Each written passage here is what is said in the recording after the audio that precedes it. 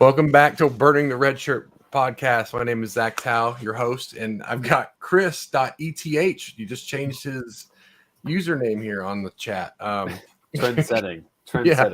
And Andrew Katz is here with me also. You guys doing great tonight?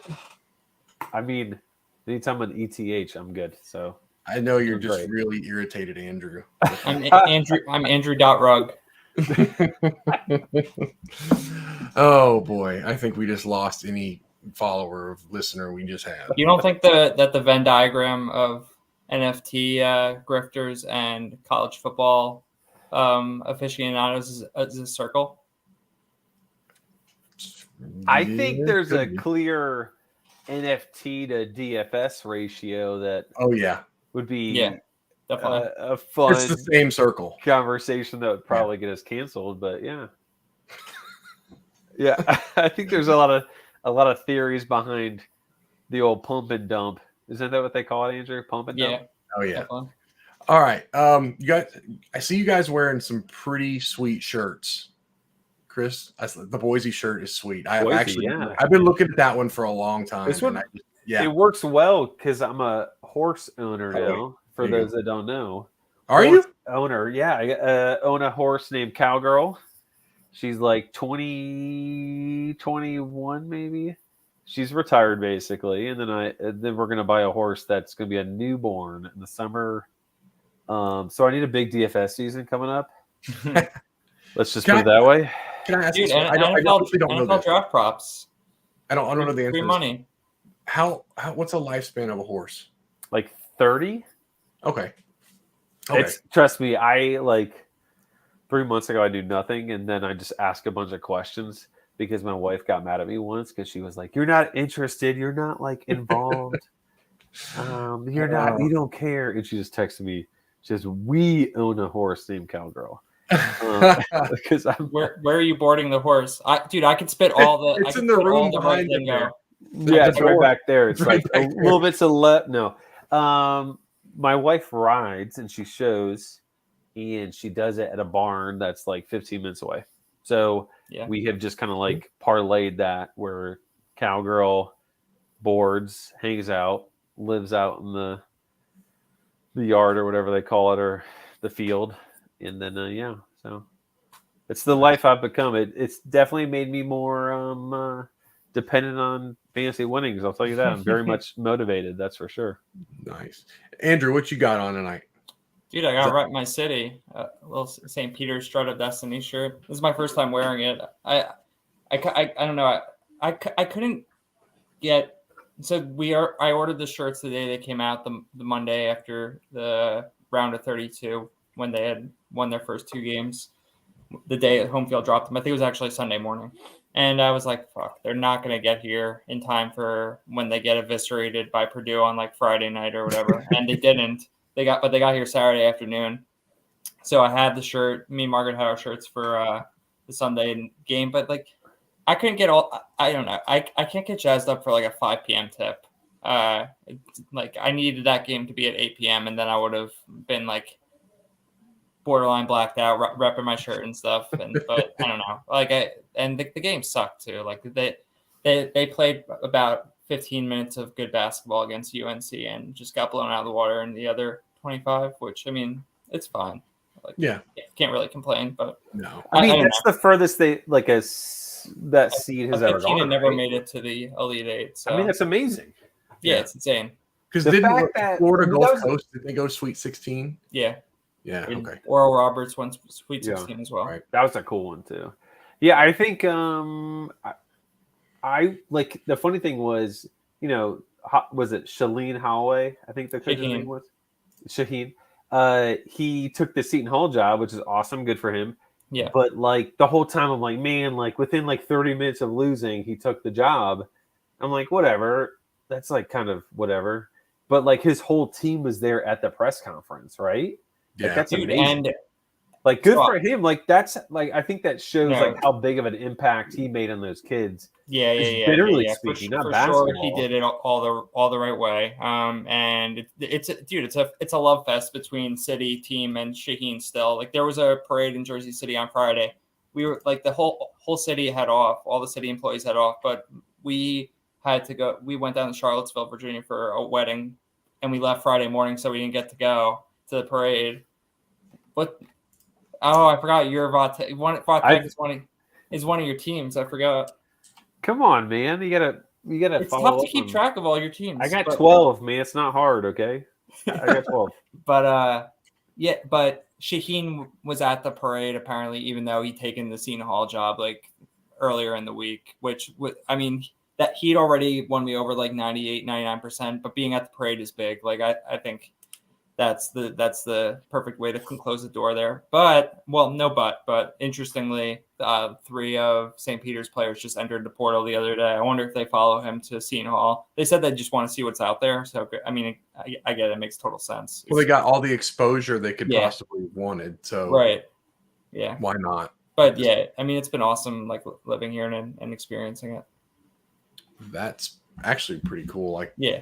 I mean, it's something that's like a once in a lifetime like story. Like they may never. I mean, I hope it's absurd. Yeah. So Zach, what are you wearing? It looks like Cincinnati Bengals is what. Is that Arkansas State? No, you hit it on it, but it is a Tiger Woods head cover. Frank head. That's what he's called, but that's Tiger Woods head cover. It was Masters week. I figure I might as well rock the Tiger Woods head cover. So. What do you think Tiger's going to do this weekend? My heart tells me that he finishes he wins by 7 strokes. Wins by the most shots ever. No, I think he finishes pretty well. I'll say top 10. It's his heart. That's but if you look, well, think about it. Like, you may not know the numbers, but he's missed the cut twice at the Masters, and they were both before he turned pro. He was an amateur. What was the last time he played a round of golf? Well, depends how what you define a round of golf. Like a professional round of golf? Yeah, I finished a round of golf 2 weeks ago. I'm not asking about that. Okay. When did he play a real round of golf? He's been out since January of 21 with the injury. So he's been out 15 months. Do you think he's going to go to Masters, a major, the greatest major? That he's won 5 times. And finish top 10 at the age of 40 or whatever it is. 46. 46. Yeah. You think he's pumping some HGH or steroids in there? Or what? What's going on? He's pumping in there, to be honest with you. Like, you can't tell me that these networks aren't like just singing hallelujah. Oh, they're so of course. Playing. Like they don't even care if honestly like, missing the cut would suck for them, but those first 2 rounds the ratings are going to be through the roof. So I don't know. I mean my heart says that, but realistically I do think he makes the cut like no problem. I'm kind of upset I cashed out my missed the cut bet now. And it moved 25 cents from -15 to -140 now, so I can't get back in without paying the juice. Well, I put $60 on him to win at 40-1. Were you thinking clearly when you did that? You know the answer to that. Yeah. And no, I was not. But I probably still would have done it the next morning, given the opportunity. How late in the morning, Zach? Probably maybe not even the morning. Maybe. I mean, like when you take a bet like that, though, it's all about the odds, right? Like it's Tiger. Like no one thought he would win back when he did 3-4 years ago, right? So like, right, people win with crazy odds. So like, you throw money on guys that have crazy odds. Like nobody wants to win a 5-1 bet. Like that's fun, but it ain't that cool. Like you want to win the 40-1. Yeah. Why do you think you own some of his rookie cards? Why do you think they're so cheap, like relatively speaking? Like you have graded rookie cards because what's up? They're so mass produced. They're not numbered. Really? Yeah. I mean, like they just made so many of them. I mean, think about it. In 2000 and was that a card from 2001 or 2002, whatever year that's from? Yeah. Like, what other golfer were you going to collect at that point? Like Vijay Singh? Ernie Els. I mean, like Phil Mickelson. I mean, there's only a handful of guys anyway. and nobody moved the needle like he did and still does. Yeah. So like if they made what about this guy? How Dude, many have they got of this guy? Dude, stop it. That card's worth a lot of money. Yeah, I know it is. I'll give you $20. We've talked about this. How do you not know that I have this card?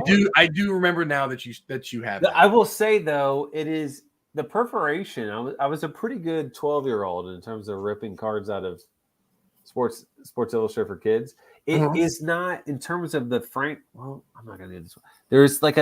There's definitely yellow at the top. Dude, grade that sucker. Get that PSA 6.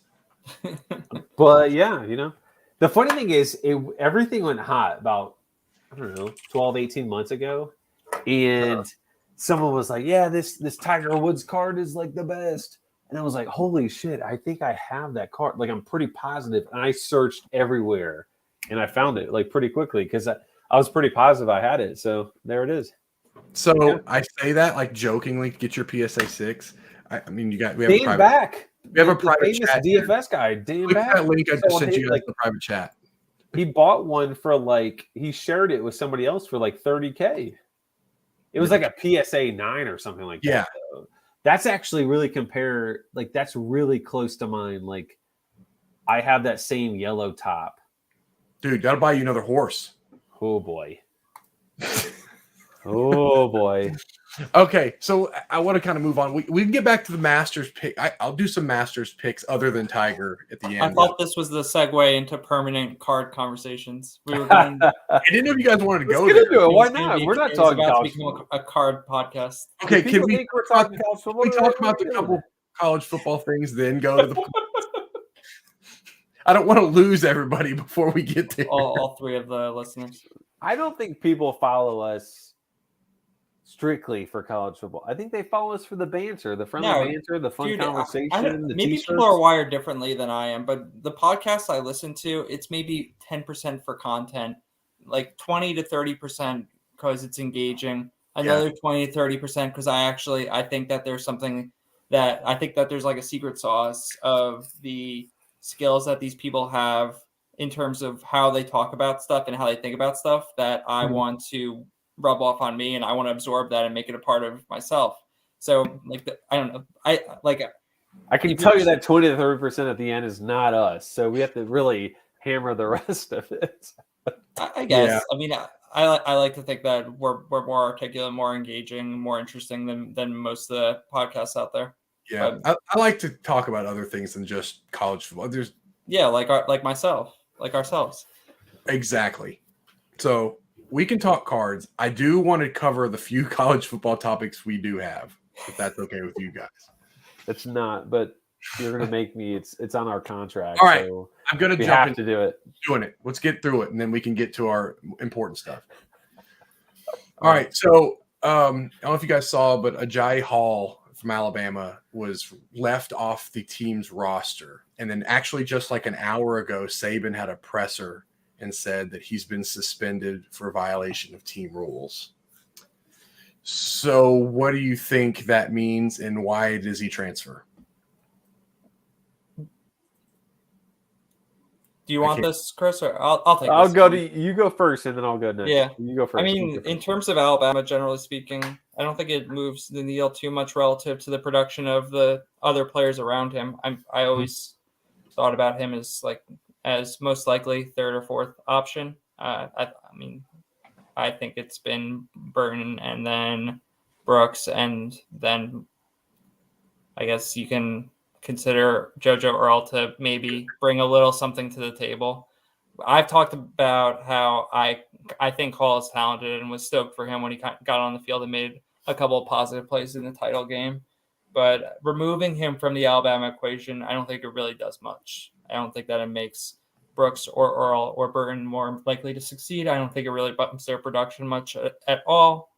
The most likely outcome was Hall was going to be the fourth receiver, or maybe, they're always bringing in more 5 stars, more 4 stars, right? Bringing in maybe unlikely another transfer, but I mean, it wouldn't have been overly surprising if someone else, regardless, kind of stepped into that fourth most productive receiver position. So, like, if you're him and you get suspended, yeah, your road back to even any kind of meaningful playing time has to be tough, right? Like you've got, you're saying fourth, and you're saying you got 2, 3, maybe 4 freshmen coming in that are just probably as talented as he probably is. So how do you get back on the field? You have to absolutely be head and shoulders above like everybody, really. We've done this like 10 times with him over like just the last season. You got to figure this is like the. And then when Addison transfers in, he's really yeah. There's so many names, not so many names, I guess, but there's other guys that have gotten hyped by all our friends and like Debbie and CDC and stuff. Like people talk about that guy Christian Leary like he's the truth, and I've never heard this dude doing anything on the actual playing field. But Ajay, do you remember what people were saying about him coming out of the spring game last year? They thought he was going to be the next great Alabama receiver. So I'm sure he'll continue to be relevant in our sphere. It's just the big question, which I feel like we get an answer to sooner rather than later, is if it's at Alabama, and I would guess that the answer to that is probably not. Yeah, I think that's a no, right? Like I saw something from Nate, who we on the podcast obviously respect his opinion. He said basically like he actually like it trended differently for him. He thought Earl, and then when this happened, now he's kind of wavering towards Ja'Cory Brooks. The old Britney Spears bet is coming back here. He originally was leaning Earl, now he's Brooks. But I think for me, there's no way if you put a gun to his head would he actually admit that he's leaning Brooks right now. But I saw that too. I saw how he mentioned that. Like, I think his point is that Ajayi Hall being gone is a benefit to Brooks, and I think that's a no doubter. Whether that means he's a backup and now he's no longer a threat, or he was like maybe 50-50 or 60-40. On that outside receiver spot, because Earl is definitely a different receiver, right? Like he's a slot, he's an agile, move him around, like screen type guy, and that's not necessarily Ja'Cory Brooks. And so it's nice to see in terms of fantasy. What he did to get suspended is probably something that none of us want him. Dude, it's like, probably awesome. It's probably something crazy and not great. So let's not like prop it up, be positive about it, or enjoy it. But I think like that's good news for our books bet. Like I don't want to sing on this podcast. Okay, so here's the quote. Here's the exact quote from Saban. He is suspended from the team for violations of some team rules, whether they're academic or whatever. He's already had that opportunity to return to the team once, so I don't know what his plans are for the future. He needs to go. Yeah, Saban ended the press conference saying 200 targets for Ja'Cory Brooks. I think we all agree, right? Like his option or best option to be successful with playing time in college football is to not play in the state of Alabama, correct? Yeah, I think it's time for him to make moves.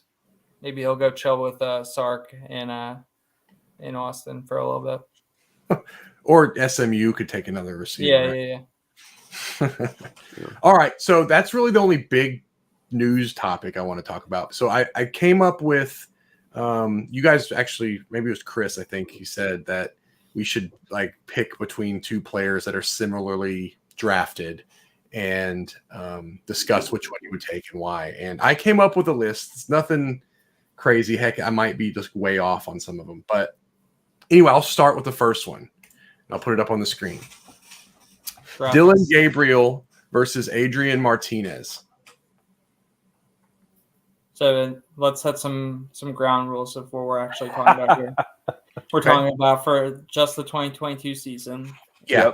Like who would you draft? You have the opportunity to do this for redraft or in managed leagues or best ball. Let's say managed, but if you think there's a difference, like a clear difference in your conversation, say, hey, by the way, in best ball, I would lean this way as well. Fine. I'll let you start because I'll let you start, Andrew. I mean, I don't know if Zach actually thought it through to the point of these guys are interesting for reasons XYZ in the sense there was no thinking. There's a lot less thinking. Well, they're both transferring into new programs, right? They're both. Yep. I would. Big Their 12, right? Their ADPs based on the drafts we've done are not super similar. Gabriel, I feel like he's usually going off the board in rounds 5, 6 ish, creeping into the 4th. Martinez has kind of tumbled a little bit since news that he's not really doing much this spring, still recovering from shoulder surgery. But expectation, I think, recently was he's a little bit ahead of schedule and should be throwing within the next month or so. But he in our most recent draft, which caveat, tight end, a million tight ends go a zillion rounds early because it's double PPR for tight ends. But he tumbled a little bit. I think he went like somewhere in the 11, 12, 13 range. So, but who would I want? I would say at ADP. I really wanted to try and get my hands on Gabriel at the beginning of draft season. I think I got him in like round 8 in one draft, and that was awesome. When he's going in like 4th or 5th round, I'm a little more sketched. So I might lean Martinez at those price points. Absolutely in a vacuum, without having to consider ADP. I love Gabriel more. I think he's going to crush it at Oklahoma. Perfect fit. We've already seen it play out when he has played for Jeff Lebby. Their weapons are solid enough, and I think there's not really many questions to answer there. And he's got awesome upside that's already been realized in the past, and he can realize it once again going forward. Yeah, I think you nailed it. I think their ADP is different enough where this makes it a really interesting conversation because I think overall Gabriel's the better pick. Yeah. But if you're looking at who's available at the same slot, I think I'd lean Martinez.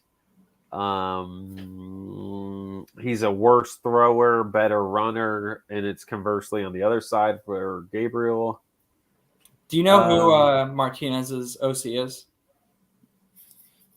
At Kansas State? Tom Klein. Oh, well, even better, right? Yeah, he's just going to run him into the ground. I think at draft value, I think I feel pretty good about Martinez. Yeah. And I think it's just mainly because he's not going to throw for he feels like a poor man's, in a sense, Garrett Schrader. Like, what's the difference? Except Martinez has more like college experience and, in a sense, more proven track record. And his offense is going to be way more focused on what he does well, as opposed to Schrader, whose offense is probably going to be like, they're probably going to try to make him a passer, like more.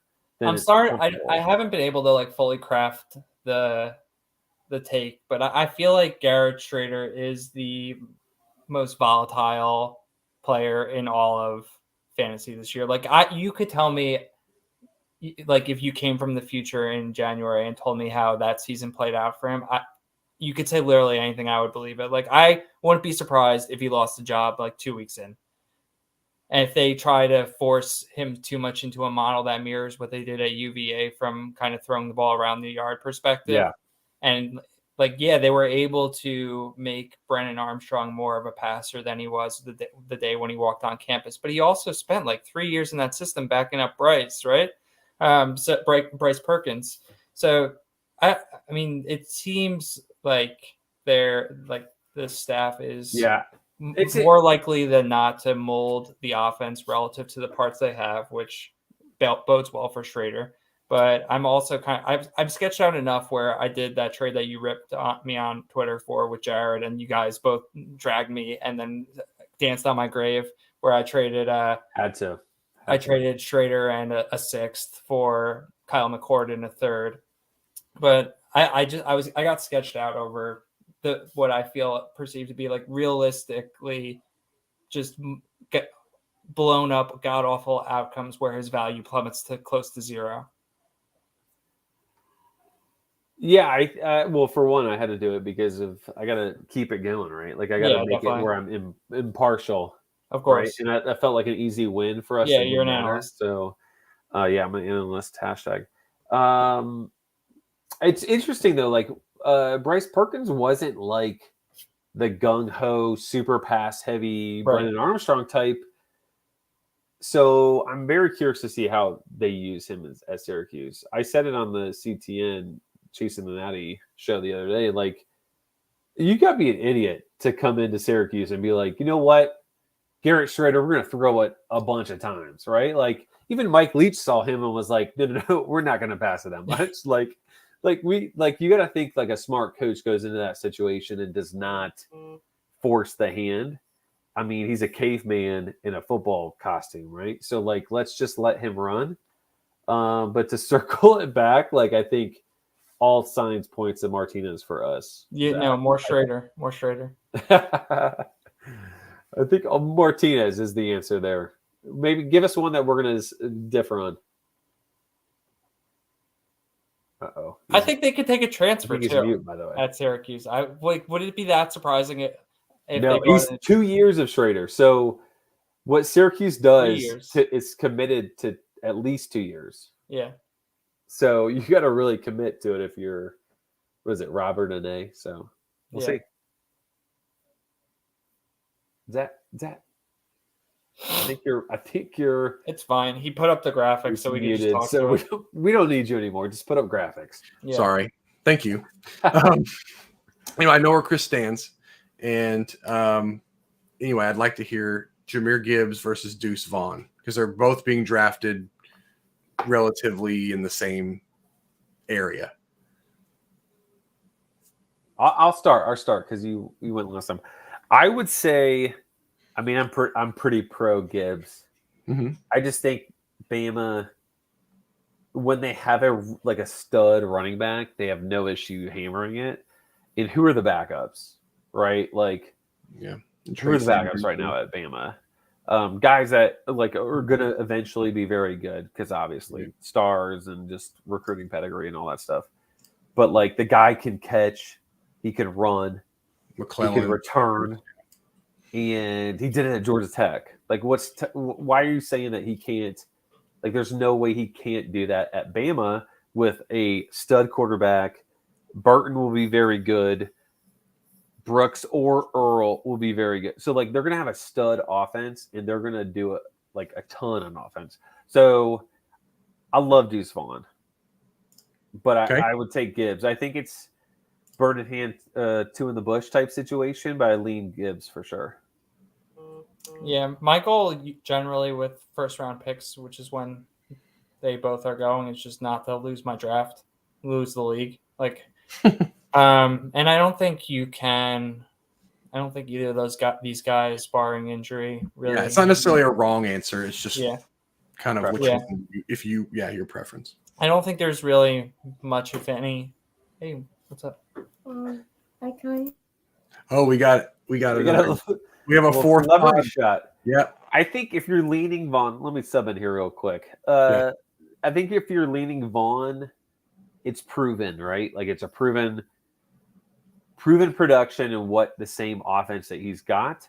And the nice thing about Kansas State is like their receivers are nobodies. Like they're guys that are not going to control the game and they're not going to score every single touchdown like with like a Bama offense where maybe Bryce Young throws for 50 touchdowns. Like there's a possibility that Bryce Young throws for 45, 50 touchdowns. Like that's real. Yeah. So if you're leaning Vaughn, your thought is, well, I mean, he's getting 5-6 catches. He's also getting like a ton of carries for being 5'5". It's amazing. He's awesome. So it's like that. It's like Andrew said. I think both of them are like at the same level. Like to me, if I'm building my queue, I'm probably putting Gibbs 4 or 5, and I'm putting Vaughn 5 or 6. That's fair. Andrew, did you want to chime back in? Or are you?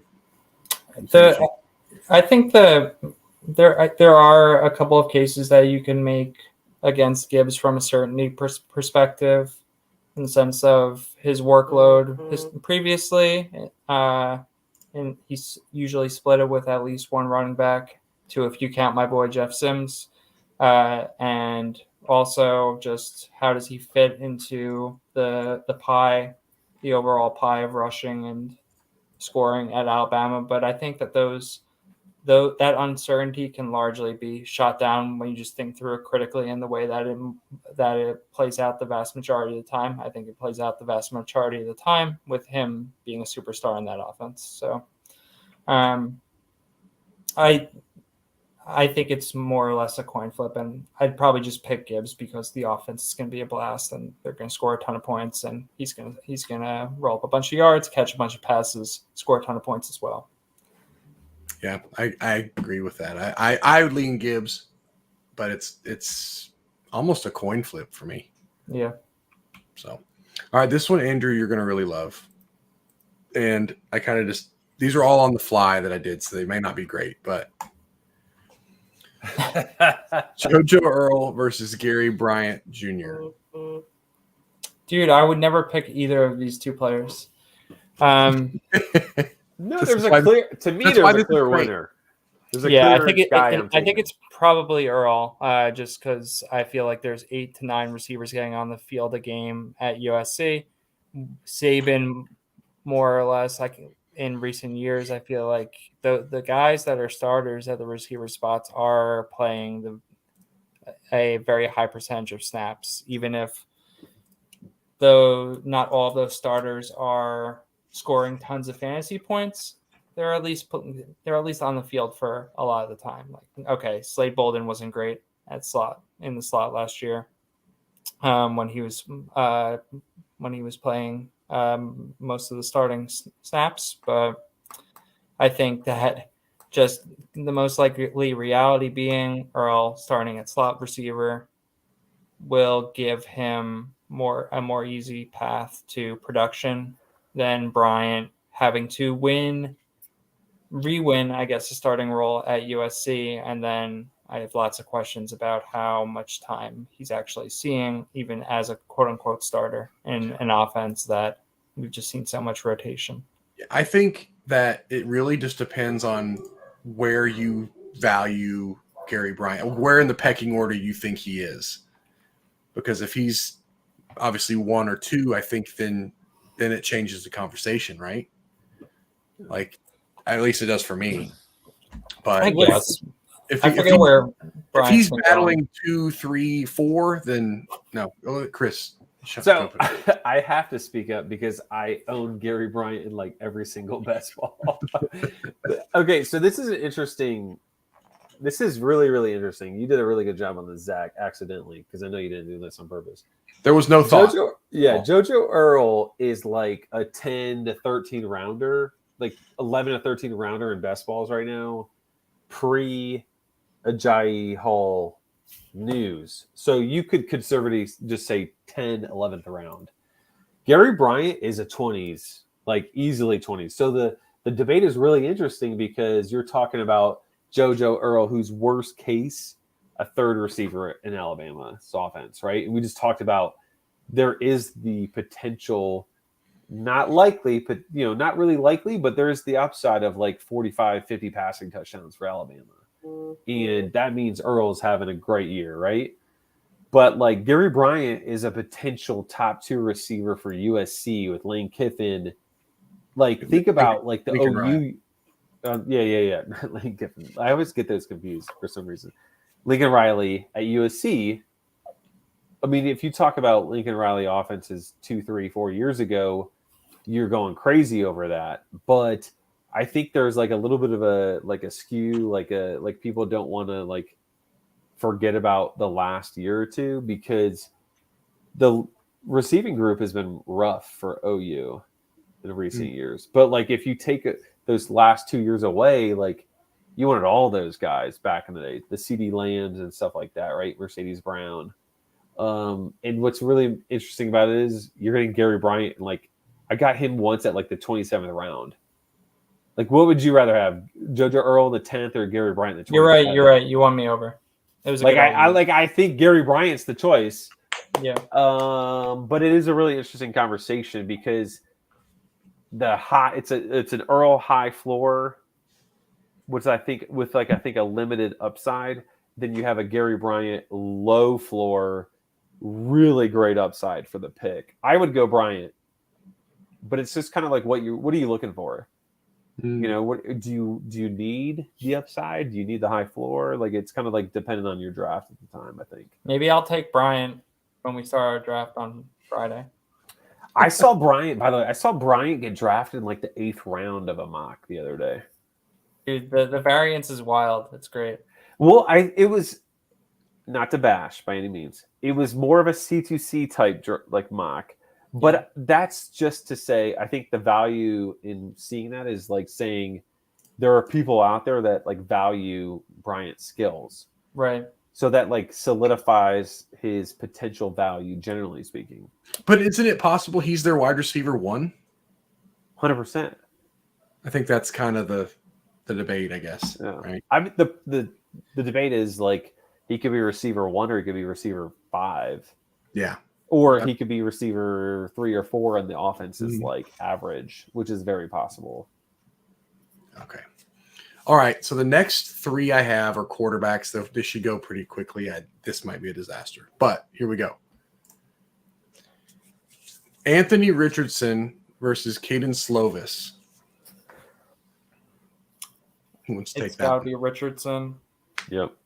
Pitt no longer has Mark Whipple as OC. I think that there's not a ton of reason to expect Slovis to put up Pickett type numbers, especially if we're what would you say this percentage chance that AR-15 is starting quarterback for Florida? Dude, he is so terrifying to just watch like play football like that. That dude, like he earns his nickname of being an automated weapon. Like it is, I couldn't imagine having to try to defend him.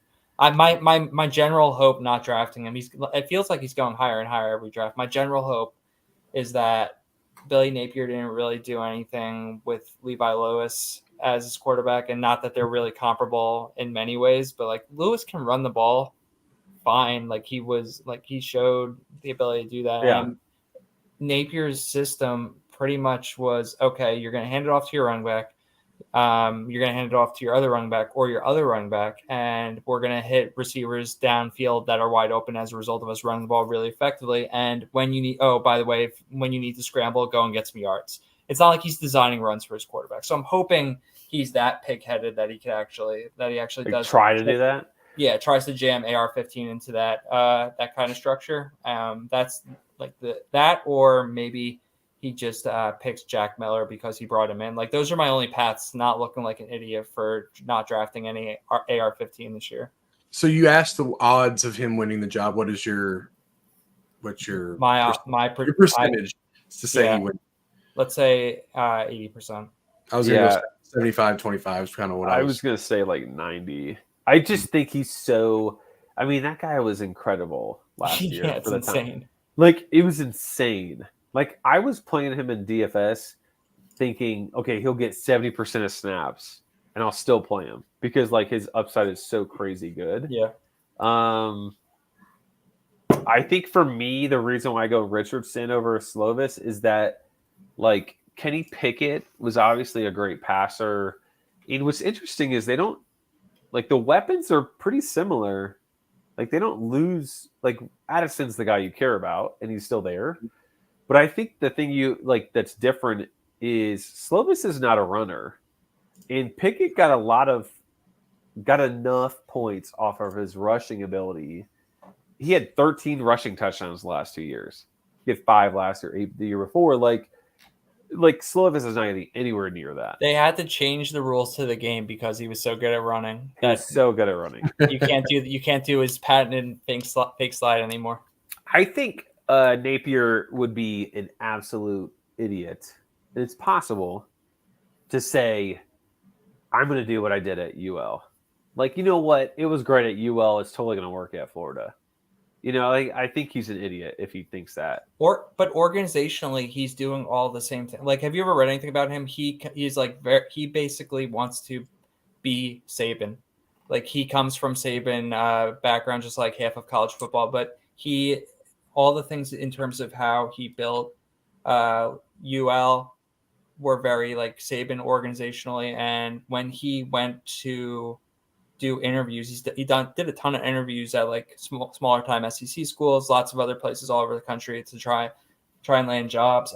The idea, and like you never know the answer because no school is going to say this guy turned us down or anything like that. But the assumption is the conclusion of a lot of those interviews was him basically saying, okay, I'll come here, but what needs to happen is I need this amount of budget for assistants. I need to run my program this way. I need this amount of freedom and stuff like this because this is what I need to do here to run my kind of program.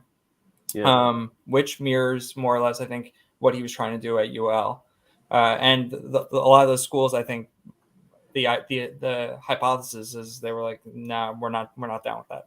But I think he's trying to mirror a lot of the things he's doing at Florida that he did at UL organizationally. How that translates on game day, who's to say? But I mean, would you put it past a coach who's been incredibly successful over the last half decade to think, well, I can just kind of port that over to my new school? Yeah.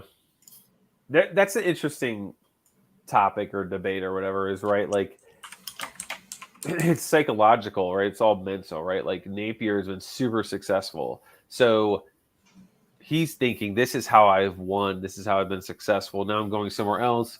I'm going to keep doing what I've been doing that's always gotten me wins. Is it possible? Completely. That's the Harsin strategy. So, yeah. Let's not do that tonight, please. Dude, they sucked last year, and they I don't know if you ever watched their games. They almost lost so many games last year, and I think that they had 11 or 12 wins. Like, I couldn't believe when I looked up at the end of the year and saw what their record was, considering like it felt like they never covered. It felt like they let everyone down every single week in DFS, and it did. Yeah, they went 13-1 last year, and it felt like they were a total disappointment. Talking Louisiana? Yeah. Okay, I was just gonna say, wait a second. Until you said like the 12-win part, I was like, this could be a lot of teams right now. We could talk about Auburn. We could talk about yeah. All right. Well, I think AR-15. Okay. We just go with the nickname at the very least. Yeah. All right, next one. Jaden DeLaura versus Sean. Boy. I think before I put Sean Clifford, I had Jordan Travis, but I felt that was too lopsided. It's too easy. Yeah. Right. So I had to change it. I have this thing where I hate Sean Clifford, and it's because he's always like 6,300 on DraftKings. Yeah, I hear you. And Glenn is always saying, well, he's got the upside. Like, just play him. Like, and I'm like, dude, projections are telling me to play him like 50%. Like, I'm not doing that. And like, that's just why I have this like hatred for Sean Clifford. Yeah. I think, man, this is tough. I would say best ball, give me DeLaura if you're playing mother. I think there's value in Sean Clifford is where you're getting him in best balls. He is a solidified starter, high floor, low upside guy. Like, he's great if you're going to pick something risky at the top. If you just need a high upside guy, I would go DeLaura. But his floor is like tiny. Like, he could get benched in the 4th week type tiny. Yeah, I say Clifford as well. I think that I don't think you can worry about the freshman kid taking his job.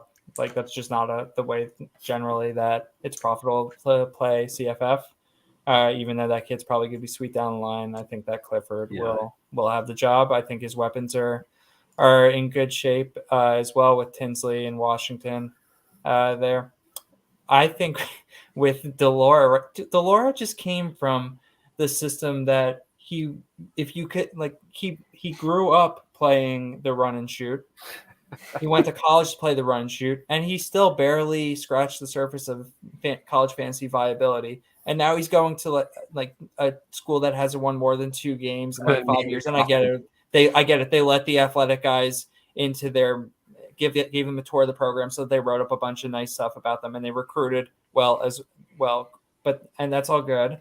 And I understand Jacob Cowan transferred, so there are some things about the program the program moving in a positive direction.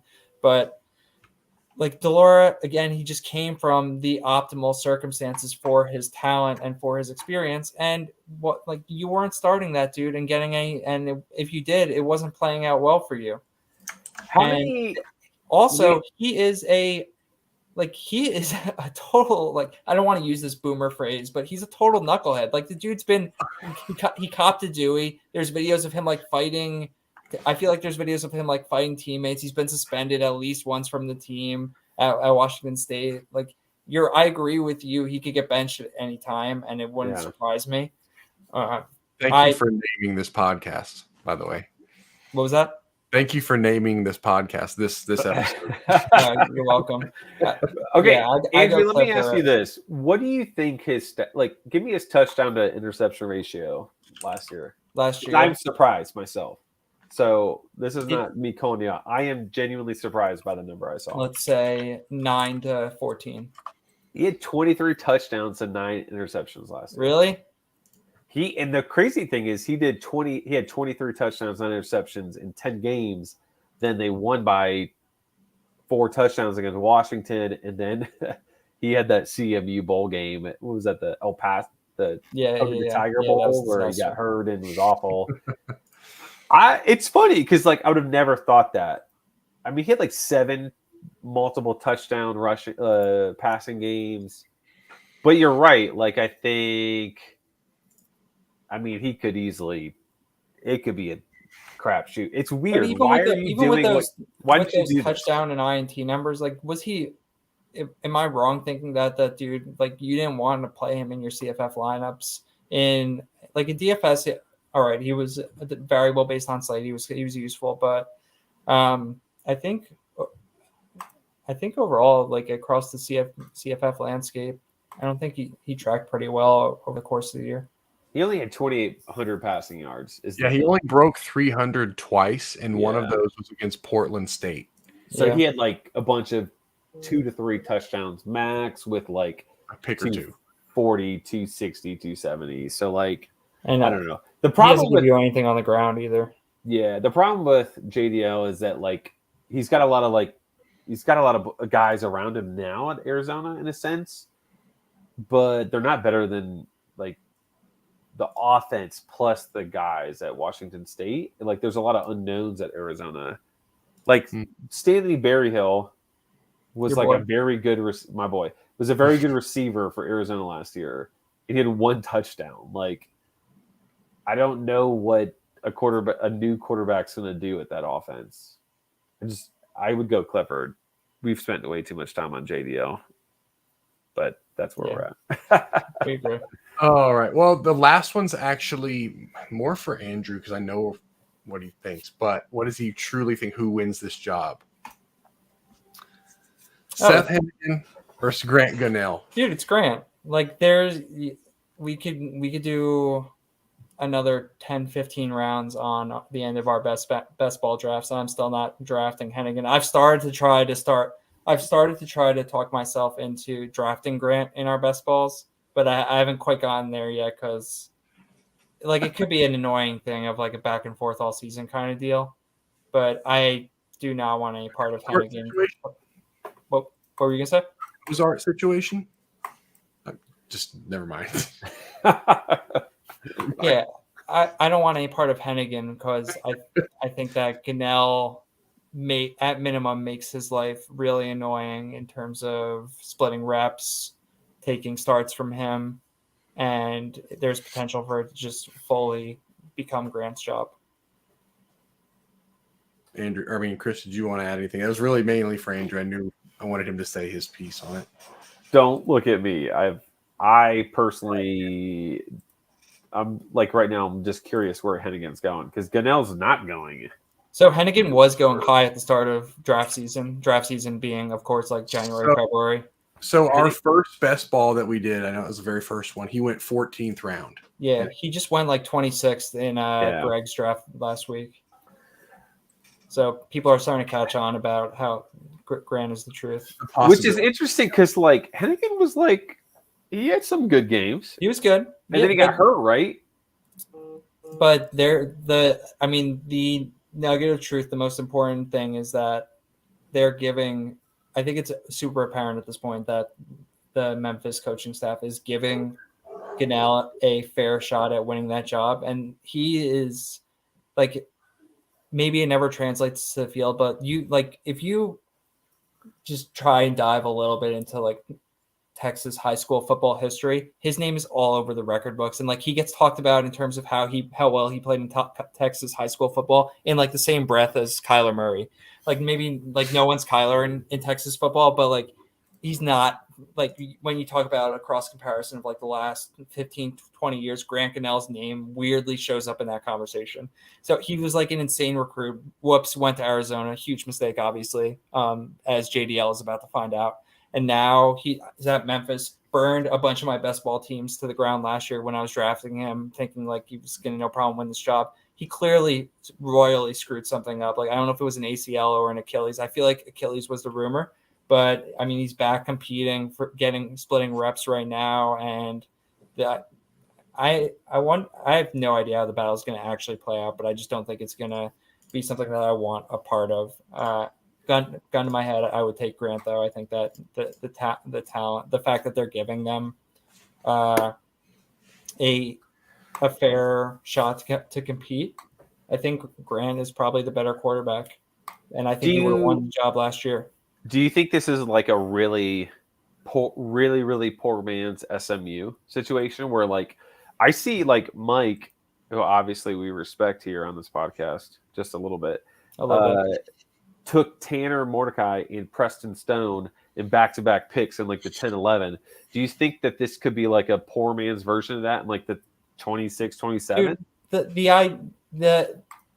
the pairing of Mordecai and Stone and Shuck and Donovan Smith, that's like even two galaxy brain for me. The idea that you're projecting who wins and then who transfers out and where they go, and you're pinning your hopes on this optimal circumstance playing out. Like, we're like that.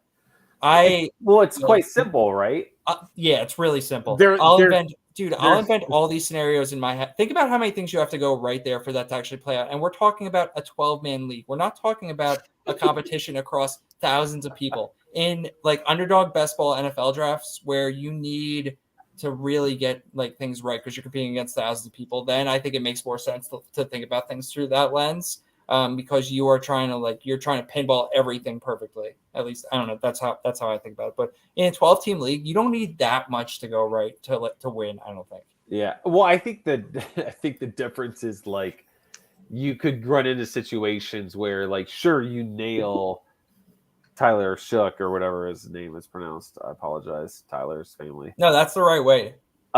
You could have like another stud at the top and a stud at the bottom, like accidentally, and you never use them. You know what I'm saying? Like it's completely conceivable that like these guys have great weeks, but like so do everybody else in your team in a sense. So I saw this the other day, and I was on Twitter. I was really intrigued by it. The top receiver for Memphis is Jaden Ivory. Is that Javon Ivory? Yeah, Jadon. He's not getting drafted in best balls. So my question to you, Andrew, here is not necessarily Gunnell versus Hennigan. Is Ivory worth drafting in best ball? Like, do you think their offense is good enough where you draft Ivory, and where would you take him? Well, I like Ivory a lot, but that's just me.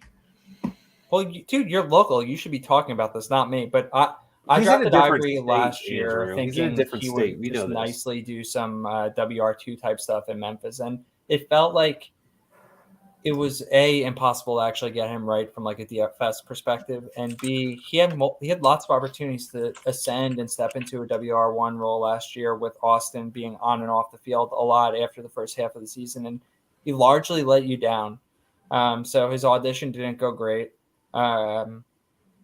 I feel like that as a result is driving his price down. Like if he showed out when Austin wasn't on the field, then we wouldn't be having this conversation because he'd be a top 10, 15 round pick. So I think you're onto something just in the sense that, okay, WR1 at Memphis has historically been a very valuable role. He is more of a known quantity than I think pretty much everyone else at Memphis. You're local, Zach, and so is our boy Clint, that sociopath in our who drafts with us in Clint Carlson, right? Yeah, Clint Carlson go? he's super Memphian, if you will. But I don't know where he stands on this. The fact that he isn't drafting any Ivory at all makes me sketchy. And he's in the league, isn't he? He's in our best balls. Yeah, he usually is like finger on the pulse in Memphis. So him not drafting Ivory sketches me. It's alarming. Yeah. Yeah. But I just read just now that apparently they're going like by committee to fill Calvin Austin's spot. Dude, yeah. Well, that's that brings up the whole, like, how much do you believe in this spring? Well, I don't necessarily. Obviously, there's going to be a guy that, takes a hold of it, but it does kind of worry me that there's not a clear cut, like Ivory should be the guy, but he hasn't really separated himself. I think there's a lot of angles to that. I think a really, really good description or explanation of how offseason works in college football is the other day I saw Austin from C2C tweet about Brew McCoy potentially transferring to Tennessee, and then Jalen Hyatt had been being hyped up as this stud for them. And then also, by the way, all these freshman receivers are impressing. And Austin said, well, what is it? Why are you recruiting Brew if Hyatt has been awesome and all these freshmen have been awesome? And I made the comment, Hyatt probably is doing really good. And the coach is also probably just hyping up freshmen so they feel good about themselves. Yeah. And it's also comparative, right? It's you are a high school senior that enrolled early. You should be at prom is the most famous enrolled early comment metaphor, right? He should be at prom next week. And they're doing really good. He's doing better than we expected. But why would you turn down a look at Brew McCoy? And I know a lot of those guys hate Brew McCoy, but to me, it's there's coach speak. You have to It's great to hear it about the guy that you like, but a lot of times, unless there's proven track record, you could get really burned by it. Yeah, but I think overall, there are enough data points that you can connect, enough dots that you can connect here to craft a viable argument for why Ivory is a good round 24 to 28 shot right now. You think you would go Gary Bryant or Ivory? Me personally, 24th round, Bryant or Ivory? I'm probably. Oh, you really? Yeah. Chris, your Bryant argument was more compelling than the Ivory one. It was, but I think I'll go Ivory just for the sake of it. Well, now it's in stone. It is an interesting debate though, because Ivory should be receiver 1, Memphis offense. I don't think he's worse than receiver 2 for them. Yeah, it's fair. All right, so that's it for the college football discussion. We'll come back to our Masters week. Any of you guys make any bets this week on the Masters? I'm in Georgia, man. We can't make bets, but I do have a couple of DraftKings lineups because that's fine. So my bets are gamble, but okay, go on, dude. I don't know anything. I just follow people when it comes to this type of stuff. I got a lot of the Daily Roto guys that I still kind of follow, the former Daily Roto guys, kind of can't lay. Whether that's a guilty, I always bet on him, and he always guilty pleasure or not, I don't know. But besides that, I just built a random team of stuff that people have posted. To be honest, yeah. I told you earlier, I did bet on Tiger to win. I also bet on. I like Tony Finau. That's more of a just. Yeah. I hope he wins. If it's not Tiger, Xander Schauffele is always a good one. He always seems to play well at Augusta. Colin Morikawa. If there's a player in today's game that resembles Tiger Woods, it's called Colin Morikawa. I will hitch my wagon to Colin Morikawa for the next 15 years to have the most resemblant career, as close as you could possibly get to what Tiger's done. Oh boy, Andrew, how do you follow that up? checking to see if they've moved the Tiger and missed the cut odds back to minus 115. They're still minus 140, so I don't feel good with that yet.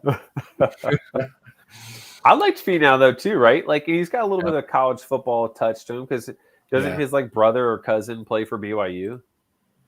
Are they or actually nephew related or something? I think they're all related in some way. Yeah, that guy just went into the portal though. The BYU guy. Well, he's portaling like everybody else. He's doing the whole college football journey. Oh, you know, Finau lives in Utah, right?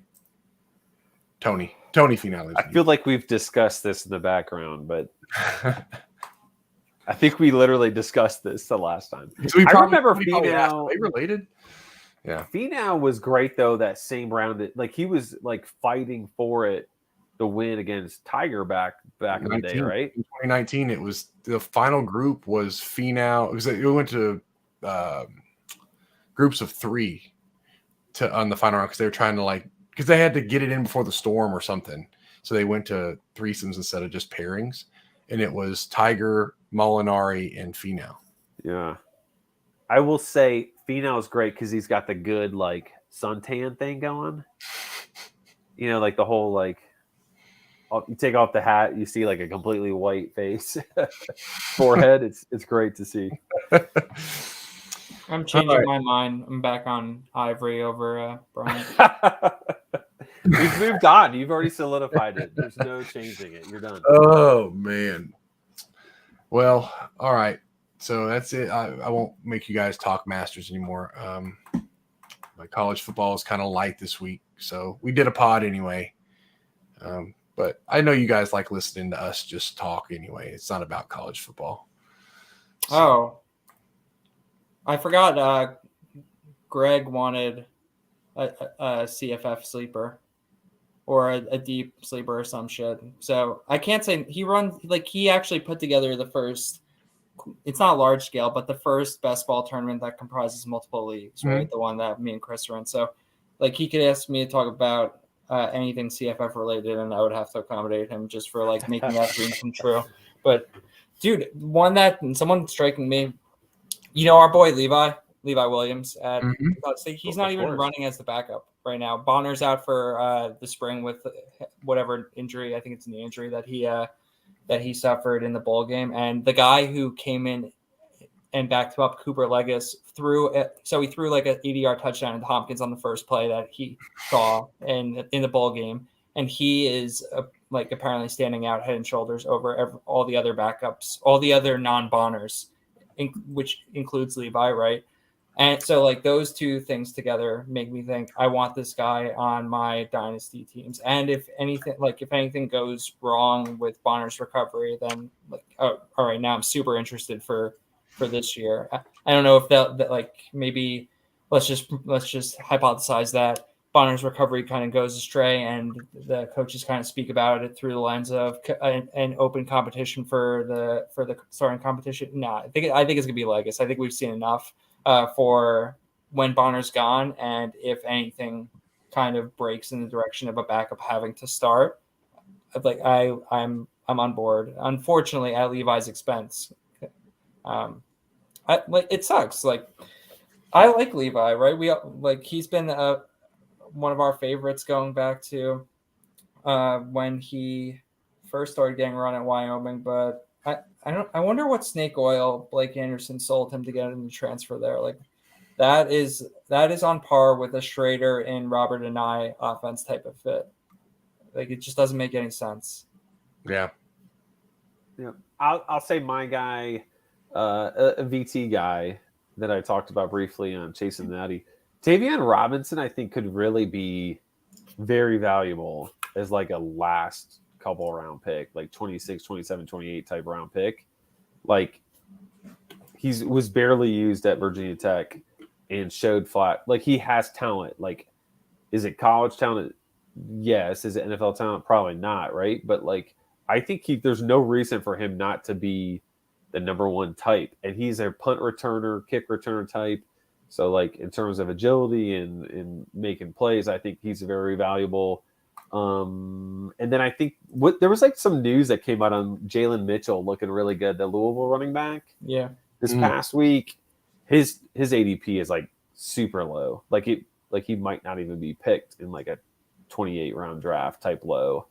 And I think at this point you hear there's difference between coach speak and, like legitimate info.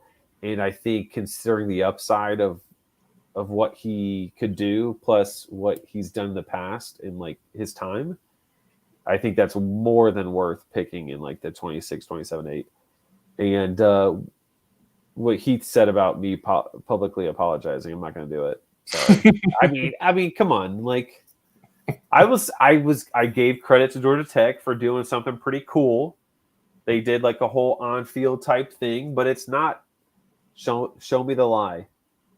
Could Alabama have a barbecue on the south end zone during their spring game? And the answer is no, because they're good. Sorry. Oh, he doubles down. I love it. Sorry, but it is what it is. Love it.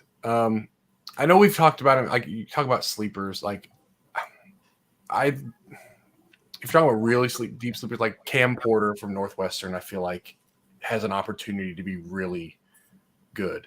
Yeah. I think he goes pretty late. I've only done 2 best balls, but I think he goes pretty late in both of them. But he has an opportunity to take that job and be a pretty good running back for them, I would think. I mean, I took him like first round of supplemental draft, I think, or early second or something like that last offseason. Right. Assuming the injury doesn't get him, he's going to get a ton of, like, he should, like, in my opinion, he's good enough to win the job, and then he's going to get 20 touches. And I know Northwestern runs at a snail's pace, but, like, that's still pretty good. Like, you could do a whole lot worse, for sure. Yeah. It's really just the recovery of the injury, really. I mean, like, does he... That's the concern, yeah. Yeah. Okay, well, that's all we've got. So until next week, we'll leave it there. And if you guys got anything else, we'll be talking about Tigers W. Yes, on Monday or Tuesday. Or if he misses the cut, Andrew's gonna be like, "See, I knew it. I should have taken it." Maybe we'll do like an emergency pod on Sunday when he's winning it right afterwards. Oh, we can't do that. You'll have hit too many course lights and you'll just be spraying them, Yeah, well, you know what? No, I won't even go into I won't even go into what happened last week. But anyway, that's all we got. So till next time, see you later, guys. See you guys. Peace.